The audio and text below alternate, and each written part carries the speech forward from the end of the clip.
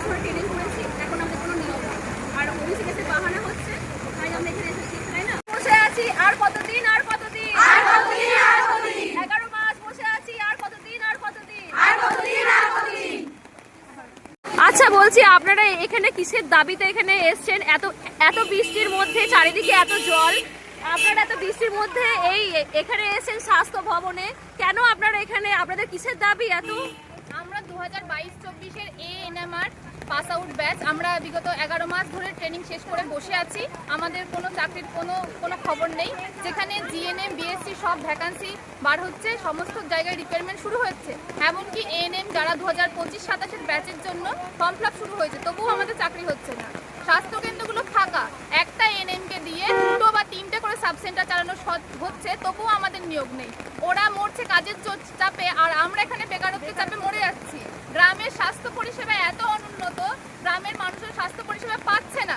যেখানে মানুষজন স্বাস্থ্য পরিষেবা পাচ্ছে না, সেখানে আমরা একজন পাস আউট ব্যাচ হয়েও 11 মাস ধরে বেকার বসে রয়েছি।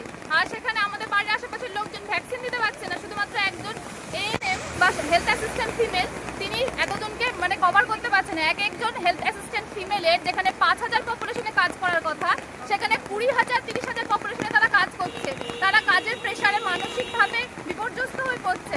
আর আমরা এখানে কাজ না পেয়ে মানসিক দুশ্চিন্তায় ভুগছি। আমাদের অবিলম্বে নিয়োগ করা হোক।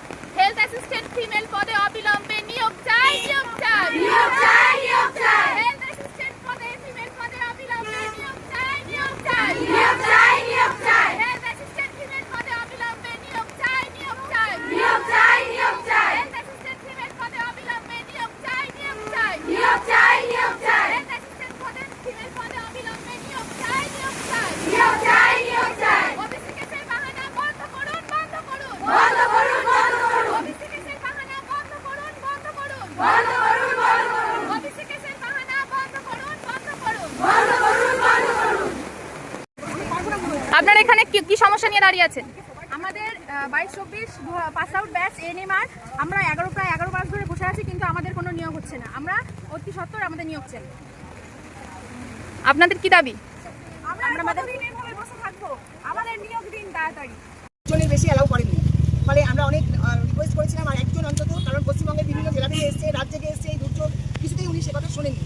শেষ পর্যন্ত আমাদেরকে এই কথা বলতে হয়। আলটিমেটলি উনি কিছুই বলেননি। উনি বলেছেন নার্সিংয়ে যারা এই দায়িত্বে আছে তাদের সঙ্গে কথা বলে নিতে। আমরা অনেক রিকোয়েস্ট করেছিলাম, যারা গিয়েছিল, তোমাদের মেয়েরা সোমা, তারপরে আরও যারা সম্পা, ওরা যারা গেছিল, ওরা রিকোয়েস্ট করছিল, কিন্তু কিছুতেই উনি কিছু বলেননি। তারপরে আমরা নার্সিংয়ের যিনি দেখেন এএনএমদের, তোমাদের এই রিক্রুটমেন্ট বা যিনি দায়িত্বে আছেন, নামটা কি ওনাদের, শিপ্রা ম্যাডামের সঙ্গে অনেকক্ষণ কথা হলো। তোমরা